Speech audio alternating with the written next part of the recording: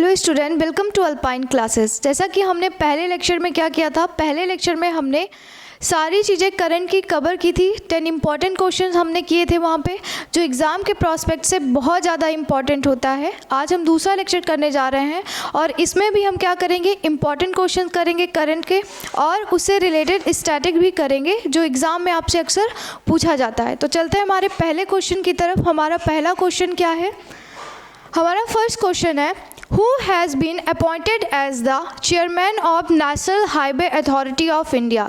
पहला क्वेश्चन हमसे पूछा गया है कि national highway authority of India के जो हैं चेयरमैन कौन नियुक्त किए गए हैं, कौन अपॉइंट किए गए हैं। तो उनका नाम है संतोष यादव। क्या नाम है उनका? संतोष यादव। हम जानेंगे, ये तो हो गई हमारी करंट की बातें। अब हम जानेंगे कि हमारे नेशनल अथॉरिटी ऑफ इंडिया का क्या है, गठन कब हुआ था, किसके तहत हुआ था, वो सारी चीज़ें हम जानेंगे। तो चलते देखते हैं इसका डिटेल। देखिए, the national highway Authority of India was constituted by the National Highway Authority of India Act 1988। 1988 में एक क्या आया था, एक्ट आया था इंडिया में, जिसका नाम क्या था, national highway authority of India, और उसके तहत क्या हुआ है, उसके तहत इसका गठन हुआ है। नेक्स्ट पॉइंट पढ़ते हैं। It is responsible for the development, maintenance and management of national highways. जो हमारे नेशनल हाईवेज बनते हैं उसके मेंटेनेंस के लिए, उसके डेवलपमेंट के लिए कौन रिस्पॉन्सिबल होता है? रिस्पॉन्सिबल होता है हमारा अथॉरिटी ऑफ इंडिया। ठीक है, हाईवेज अथॉरिटी ऑफ इंडिया क्या होता है, रिस्पॉन्सिबल होता है किसके लिए? जो हमारे नेशनल हाईवेज होते हैं उनके मेंटेनेंस के लिए। ठीक है, और उनके डेवलप के लिए ये जो है रिस्पॉन्सिबल होते हैं। अब हम देखेंगे ये किस मंत्रालय के अंतर्गत आता है, किस मिनिस्ट्री के अंतर्गत ये आता है। ठीक है, it comes under union ministry of road transport and highways. ये किस मिनिस्ट्री के अंतर्गत आता है? Union ministry of road transport and highways. और अगर पूछा जाए कि इसके मिनिस्टर कौन है, तो इसके मिनिस्टर हैं नितिन गडकरी जी। कौन है? नितिन गडकरी इसके मिनिस्टर हैं। ठीक है, अब चलते हैं हम, अगर बात करें इसके हेडक्वार्टर की, कि इसका हेडक्वार्टर कहाँ पे है, तो इसका हेडक्वार्टर है हमारी न्यू दिल्ली में। किसका? National highways authority of India का। ठीक है, अब थोड़ा सा देख लेते हैं जो हमारे ऑप्शंस थे, क्योंकि अक्सर क्या होता है, जो हमारे ऑप्शंस होते हैं उसमें कोई ना कोई करंट हमारा क्या होता है, छिपा होता है। तो हम देखते हैं जो हमारे ऑप्शंस थे, अदर ऑप्शन, जो ऑप्शन था सही, उसके अलावा जो ऑप्शंस थे उससे रिलेटेड करंट भी हम देख लेते हैं। Approval has been given for reappointment of Bhaskar Babu as CEO of Suryoday small finance bank. अगर हम बात करें CEO का मतलब होता है चीफ एग्जीक्यूटिव ऑफिसर। क्या होता है? Chief executive officer. और हमारे जो ये भास्कर बाबू हैं, हमारे ऑप्शन में थे ना भास्कर बाबू, भास्कर बाबू को क्या किया गया है, रीअपॉइंट किया गया है। किसका? सूर्योदय स्मॉल फाइनेंस बैंक का। ठीक है, ठीक, हमने क्या पढ़ा कि इनको CEO चीफ एग्जीक्यूटिव ऑफिसर क्या किया गया है, अपॉइंट किया गया है। किसका? सूर्योदय स्मॉल फाइनेंस बैंक का। ठीक है, दूसरा चलते हैं। Anil Kumar Lahoti become the chairman and CEO of railway board. अगर हम बात करें अनिल कुमार लाहौटी की, किसकी बात करें, अनिल कुमार लाहौटी की बात करें, तो उनको क्या किया गया है, उनको अपॉइंट किया गया है chairman and chief executive officer of railway board. किसका? रेलवे बोर्ड का क्या अपॉइंट किया गया है, CEO और चेयरमैन। ठीक है, दूसरा पॉइंट देखते हैं। जस्टिस दीपांकर दत्ता। अगर हम बात करें जस्टिस दीपांकर दत्ता की, तो वो क्या अपॉइंट हुए हैं, जज of supreme court. Supreme court के जज जो हैं वो अपॉइंट किए गए हैं। कौन? दीपांकर दत्ता। हमने 3 से 4 इंपॉर्टेंट नेम यहाँ पे पढ़े। सबसे पहली बात हमने क्या पढ़ा, संतोष कुमार यादव का पढ़ा। संतोष कुमार क्या अपॉइंट किए गए हैं, चेयरमैन अपॉइंट किए गए हैं। किसके अपॉइंट किए गए हैं? National highways authority of India के क्या चेयरमैन अपॉइंट किए गए हैं। अगर हम बात करें, हमने दूसरा नाम पढ़ा किसका, भास्कर बाबू का, तो भास्कर बाबू क्या अपॉइंट किए गए हैं, सूर्योदय स्मॉल फाइनेंस बैंक के चेयरमैन कह लो या फिर CEO, चीफ एग्जीक्यूटिव ऑफिसर, ठीक है। अगर और हमने पढ़ा अनिल कुमार लाहौटी के बारे में, किसके बारे में?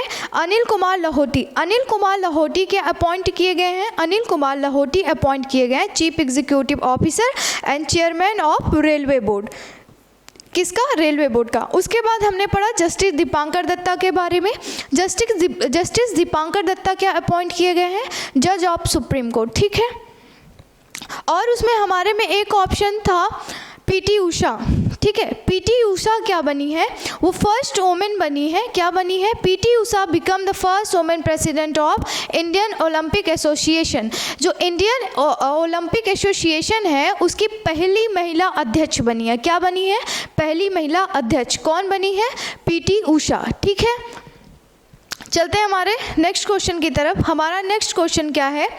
हाल ही में हसमुख आधिया किस राज्य के मुख्यमंत्री के मुख्य सलाहकार नियुक्त किए गए हैं? Recently Hasmukh Adhia has been appointed as the chief advisor to the chief minister of which state. Hasmukh Adhia एक व्यक्ति हैं, वो चीफ एडवाइज़र नियुक्त किए गए हैं। क्या है? चीफ एडवाइज़र, जिसको बोलते हैं मुख्य सलाहकार। क्या? मुख्य सलाहकार नियुक्त किए गए हैं किसी राज्य के मुख्यमंत्री के लिए, ठीक है। वो किस राज्य के हैं? वो राज्य है हमारा गुजरात। क्या है? गुजरात, ठीक है। गुजरात के चीफ मिनिस्टर के लिए क्या ये नियुक्त किए गए हैं चीफ एडवाइज़र, ठीक है। देखिए अब यहाँ पर बात किसकी आ गई? हमारे स्टेट्स की बात आ गई ना, उड़ीसा, महाराष्ट्र और हिमाचल प्रदेश। तो अब क्या करेंगे ना, इसके बारे में हम पढ़ेंगे कि इन सारे स्टेट्स की कैपिटल क्या है, क्योंकि जो कैपिटल से भी क्वेश्चन पूछे जाते हैं और हमें लर्न नहीं होता और हम गलत करके क्या आ जाते हैं, चले आते हैं। तो ये सिर्फ एग्ज़ाम के प्रोस्पेक्ट से नहीं, अगर आप इंडिया के सिटीजन हैं तो आपको पता होना चाहिए कि आपकी कंट्री के जो स्टेट्स हैं उनकी कैपिटल क्या है, ठीक है। चलिए शुरू करते हैं। क्या? Capital and states. देखिए इधर लिखा हुआ है कैपिटल और इधर है हमारा स्टेट। अगर हम बात करें अरुणाचल प्रदेश कैपिटल है। अगर उस कैपिटल नहीं, स्टेट है। क्या है? स्टेट। इधर है स्टेट और इधर है हमारी कैपिटल। अगर हम बात करें अरुणाचल प्रदेश की, तो अरुणाचल प्रदेश की जो कैपिटल है वो है ईटानगर। क्या है? ईटानगर हमारी कहाँ की कैपिटल है? अरुणाचल प्रदेश की कैपिटल है। अगर हम बात करें दिसपुर की, कहाँ? दिसपुर की नहीं, असम की। अगर हम बात करें असम की, तो असम कहाँ की स्टेट है? Damn it. देखो अगर हम बात करें असम की, तो असम की कैपिटल क्या है? दिसपुर। क्या है? दिसपुर। अगर हम बात करें बिहार की, तो बिहार की क्या है? पटना है। छत्तीसगढ़ की बात करें तो क्या है? रायपुर। गोवा की बात करें तो पणजी। गुजरात की बात करें तो गांधीनगर। अभी गुजरात की ही बात करी गई थी ना, ठीक है। हरियाणा की कैपिटल क्या है? चंडीगढ़। हिमाचल प्रदेश की क्या है? शिमला। हिमाचल प्रदेश की कैपिटल क्या है? शिमला है। झारखंड की क्या है? झारखंड की कैपिटल है रांची। क्या है? रांची है। और कर्नाटक की बेंगलुरु। केरला की त्रिवंतपुरम, अरे बड़ा वो होता है, त्रिवंतपुरम, ठीक है। मध्य प्रदेश की भोपाल। महाराष्ट्र की मुंबई। मणिपुर की इम्फाल। मेघालय की शिलोंग और मिजोरम की ऐजवाल, ठीक है।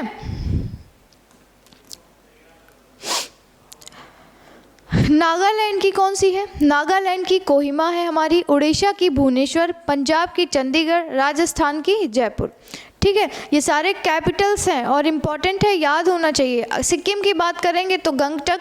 अगर बात करें तमिलनाडु की तो चेन्नई। तेलंगाना की हैदराबाद। त्रिपुरा की अगरतला। उत्तर प्रदेश की लखनऊ। उत्तराखंड की देहरादून। वेस्ट बंगाल की कोलकाता, ठीक है। और अभी हमने बात किसकी करी थी? हमने बात करी थी हमारे गुजरात की, कि गुजरात के जो चीफ मिनिस्टर हैं उनके चीफ एडवाइज़र क्या किए गए हैं? अपॉइंट किए गए हैं। अब कौन है चीफ मिनिस्टर गुजरात का? तो वो है हमारे भूपेंद्र भाई पटेल, ठीक है। कौन है? भूपेंद्र भाई पटेल। कहाँ के चीफ मिनिस्टर हैं ये? गुजरात के, ठीक है। चलते हैं हमारे थर्ड क्वेश्चन की तरफ। हाल ही में किसे अटल सम्मान पुरस्कार से क्या किया गया है? सम्मानित किया गया है। अभी रिसेंटली किसी को जो है अटल सम्मान अवार्ड से क्या किया गया है, ऑनर्ड किया गया है। उनका नाम क्या है, हमसे पूछा गया है। उनका नाम है प्रभुचंद्र मिश्रा। क्या नाम है? प्रभुचंद्र मिश्रा नाम है उनका। वो किससे किए गए हैं सम्मानित? अटल सम्मान से वो सम्मानित किए गए हैं। चलते हैं फोर्थ क्वेश्चन की तरफ। Who had recently become the CEO of Suryoday small finance bank. देखिए ये आपको पता होगा क्योंकि अभी हमने डिटेल में पढ़ा था कि भास्कर बाबू क्या किए गए हैं, अपॉइंट किए गए हैं chief executive officer of Suryoday small finance bank के। क्या है? भास्कर बाबू हैं क्या, अपॉइंट किए गए हैं CEO of Suryoday small finance bank के। ठीक है, चलते हैं। देखिए इसमें कुछ अपॉइंटमेंट और हैं, वो अपॉइंटमेंट कौन से हैं चलिए देखते हैं। देखिए एयर इंडिया के कम लागत वाले एयरलाइन व्यवसाय का मुख्य आलोक सिंह को नामित किया गया। ठीक है, परमाणु ऊर्जा नियामक, देखो ये आपके लिए इम्पोर्टेंट है। परमाणु ऊर्जा नियामक बोर्ड का अध्यक्ष किसको चूज किया गया है? दिनेश कुमार शुक्ला को नियुक्त किया गया है। किसको? दिनेश कुमार शुक्ला को नियुक्त किया गया है परमाणु ऊर्जा नियामक बोर्ड का अध्यक्ष। ठीक है, और इसमें एयर इंडिया के कम लागत वाले जिसमें कम लागत वाले मतलब जिसमें इन्वेस्टमेंट क्या की जाए, कम की जाए, उस एयरलाइन के जो है व्यवसाय का जो प्रमुख है उसको किसको चूज किया गया? आलोक सिंह को। किसको? आलोक सिंह को क्या किया गया है? नियुक्त किया गया है। PT उषा को संसद के ऊपरी सदन में उपाध्यक्ष पैनल में नामित किया गया। मतलब कि जो ऊपरी सदन होता है, ऊपरी सदन का मतलब होता है अपर हाउस। क्या? Upper house. और अपर हाउस किसको बोलते हैं हम? अपर हाउस हम बोलते हैं काउंसिल ऑफ स्टेट, जिसको हम बोलते हैं राज्यसभा। राज्यसभा को हम क्या बोलते हैं? Upper house. और अपर हाउस के जो उस अपर हाउस में वो क्या है, जो उपाध्यक्ष के पैनल जो होता है, उपाध्यक्ष के पैनल में उनको क्या किया गया है? नामित किया गया है। ठीक है, देखिए एक और इम्पॉर्टेंट आ गया। कार्डियोलॉजिकल सोसाइटी ऑफ इंडिया के अध्यक्ष डॉक्टर PC रथ चुने गए हैं। अगर हम बात करें कार्डियोलॉजिकल सोसाइटी ऑफ इंडिया के अध्यक्ष कौन है, तो अभी हैं कौन? PC रथ। कौन है? PC रथ। ठीक है, चलते हमारे क्वेश्चन नंबर 5 की तरफ। हाल ही में गृह मंत्रालय ने किस राज्य में 2 स्थानों के नाम बदलने की मंजूरी दी? मतलब कि एक स्टेट है जहाँ के कुछ स्थानों के नाम क्या कर दिए हैं? चेंज करने के लिए क्या दे दी है? मंजूरी दे दी है 2 जगह की। Recently the ministry of home affairs had decided to change the names of 2 places in which state. ये हुआ है उत्तर प्रदेश के लिए। किसके लिए? उत्तर प्रदेश के लिए। ठीक है, किसके लिए? यूपी के लिए, उत्तर प्रदेश के लिए। अगर हम बात करें उत्तर प्रदेश की, तो उत्तर प्रदेश की जो कैपिटल है वह है हमारी लखनऊ। क्या है? कैपिटल है। और अगर हम बात करें उत्तर प्रदेश का जो पुराना नाम था वो था यूनाइटेड प्रोविंस। क्या था? यूनाइटेड प्रोविंस था किसका? उत्तर प्रदेश का नाम पुराना। देखिए अब थोड़ा सा उत्तर प्रदेश के बारे में और जान लेते हैं। उत्तर प्रदेश गवर्नमेंट, अगर हम बात करें उत्तर प्रदेश में चीफ मिनिस्टर कौन है, तो योगी आदित्यनाथ। ठीक है, यहाँ के चीफ मिनिस्टर हैं। Uttar Pradesh government decided to make Ramayan and Mahabharat circuit. उन्होंने क्या डिसाइड किया है? जो यूपी की गवर्नमेंट है उन्होंने डिसाइड किया है रामायण और महाभारत सर्किट के निर्माण के लिए। ठीक है, उत्तर प्रदेश to host 2023 Khelo India university games. जो खेलो इंडिया यूनिवर्सिटी गेम्स है उसको 2023 में कौन होस्ट करेगा? वो करेगा हमारा कौन? उत्तर प्रदेश। उत्तर प्रदेश खेलो इंडिया 2023 में क्या करेगा? होस्ट करेगा। ठीक है, Uttar Pradesh government announce to make Mathura Vrindavan a carbon natural tourist destination by 2041। मतलब कि ये और एक इम्पॉर्टेंट क्या है, देखिए होता है कि नहीं होता, लेकिन ये भी करने के लिए बोला है उत्तर प्रदेश की गवर्नमेंट ने। और उत्तर प्रदेश का पहला डाटा सेंटर क्या हुआ है? बना है कहाँ पे? ग्रेटर नोएडा में। ठीक है, ग्रेटर नोएडा में उत्तर प्रदेश का पहला डाटा सेंटर क्या हुआ है? बना है। ठीक है, Ranipur located in Uttar Pradesh has become the 53rd tiger reserve of the country. देखो ये जो रानीपुर है, रानीपुर जो कहाँ पे लोकेटेड है, उत्तर प्रदेश में लोकेटेड है। वहाँ पे 53rd जो टाइगर रिजर्व है वो क्या हुआ है, बना है, या आप बोल सकते हो रानीपुर 53rd क्या है, टाइगर रिजर्व है। ठीक है, देखिए यही हिंदी में है। ठीक है, और अब हम जानेंगे हमारे इम्पॉर्टेंट डेज दिसंबर के। हमने इसके पहले क्या 5 से 6 इम्पॉर्टेंट डेज कर चुके हैं दिसंबर के, उसको रिवाइज करते जाएंगे और दिसंबर के जो जितने भी सारे इम्पॉर्टेंट डेज हैं उसको हम करेंगे। चलिए, सबसे पहले 1 दिसंबर को बनाया जाता है वर्ल्ड एड्स डे। क्या बनाया जाता है, वर्ल्ड एड्स डे। ये इम्पॉर्टेंट है कि 1 दिसंबर को क्या मनाया जाता है, वर्ल्ड एड्स डे मनाया जाता है। दिसंबर 2 को क्या मनाया जाता है, वर्ल्ड कंप्यूटर लिटरेसी डे मनाया जाता है। और हमने क्या पढ़ा था कि 2 को क्या मनाया जाता है, पॉल्यूशन कंट्रोल डे भी मनाया जाता है, नेशनल पॉल्यूशन कंट्रोल डे भी मनाया जाता है। और ये इम्पॉर्टेंट है, कब 2 दिसंबर को क्या मनाया जाता है, वर्ल्ड कंप्यूटर लिटरेसी डे। और उसके साथ साथ क्या मनाया जाता है, ये हमने पहले क्लास में पढ़ा था, ये 2 दिसंबर को और क्या मनाया जाता है, 2 दिसंबर को मनाया जाता है पॉल्यूशन कंट्रोल डे। ठीक है, 3 दिसंबर को जानते हैं। 3 दिसंबर को इसमें इम्पॉर्टेंट जो है, 3 दिसंबर को वर्ल्ड कंजर्वेशन डे मनाया जाता है। क्या, world conservation day, it's important. 4 दिसंबर को क्या मनाया जाता है, नेवी डे। क्या मनाया जाता है, नेवी डे मनाया जाता है 4 दिसंबर को। ये भी हमने क्या पढ़ा था पिछले वाले क्लास पे। 5 दिसंबर को क्या मनाया जाता है,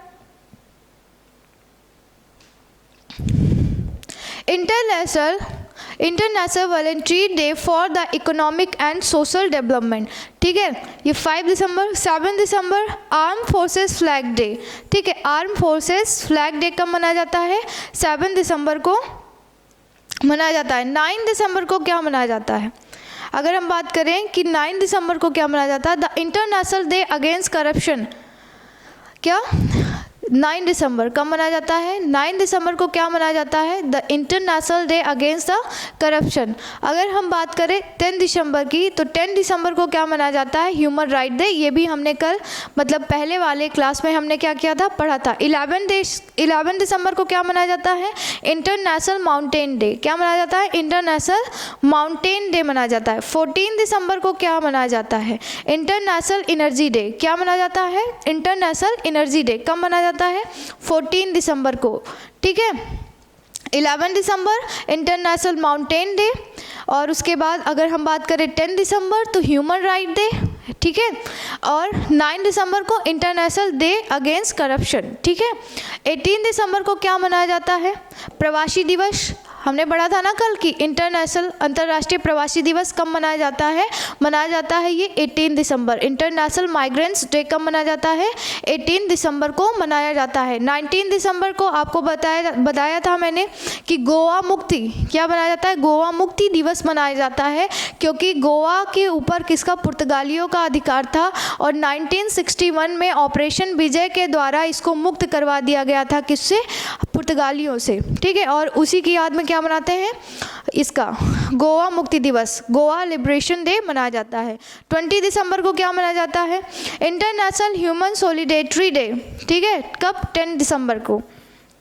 23 दिसंबर को, ये इम्पॉर्टेंट है, किसान दिवस मनाया जाता है। क्या मनाया जाता है, किसान दिवस। ये किसकी बर्थ एनिवर्सरी पर मनाया जाता है, जो हमारे यहाँ फॉर्मर मतलब रह चुके हैं, जो हमारे यहाँ प्रधानमंत्री रह चुके हैं, चौधरी चरण सिंह के जन्म दिवस पर, बर्थ एनिवर्सरी पर मनाया जाता है। अगर हम बात करें 29 दिसंबर को क्या मनाया जाता है, इंटरनेशनल बायोडाइवर्सिटी डे मनाया जाता है। क्या मनाया जाता है, इंटरनेशनल बायोडाइवर्सिटी डे। ये सारे इंपॉर्टेंट डेज हमने पढ़ा।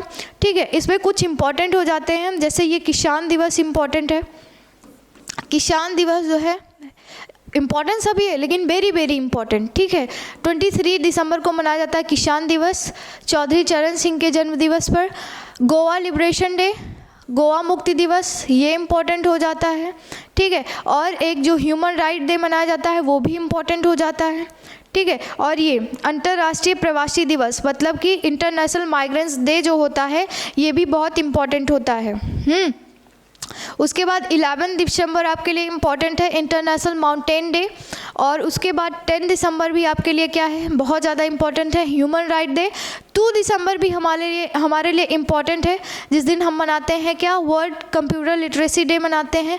वो भी आपके लिए क्या हो जाता है, इम्पॉर्टेंट हो जाता है, ठीक है। 1 दिसंबर भी वेरी वेरी इंपॉर्टेंट है, क्या है, वेरी वेरी इंपॉर्टेंट है 1 दिसंबर, क्योंकि इस दिन क्या मनाते हैं हम लोग, वर्ल्ड एड्स डे, मतलब कि इस दिन वर्ल्ड एड्स डे मनाया जाता है और ये इम्पॉर्टेंट हो जाता है।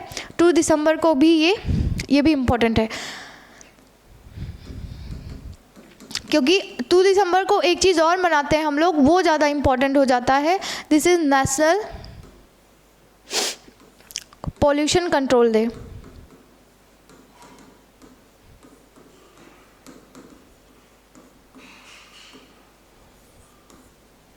ठीक है, आज के लिए इतना ही, आगे फिर पढ़ेंगे और बहुत सारी चीज़ें हम कवर करेंगे, लेकिन आज का सेशन मैं यहीं पे ख़त्म करती हूँ, मतलब समाप्त करती हूँ। ठीक है, फिर लेके आएंगे आपके साथ क्या, करंट अफेयर की फिर एक अच्छी सी सीरीज़, और जो कि स्टैटिक्स से क्या होगी, रिलेटेड होगी। तब तक के लिए थैंक यू सो मच।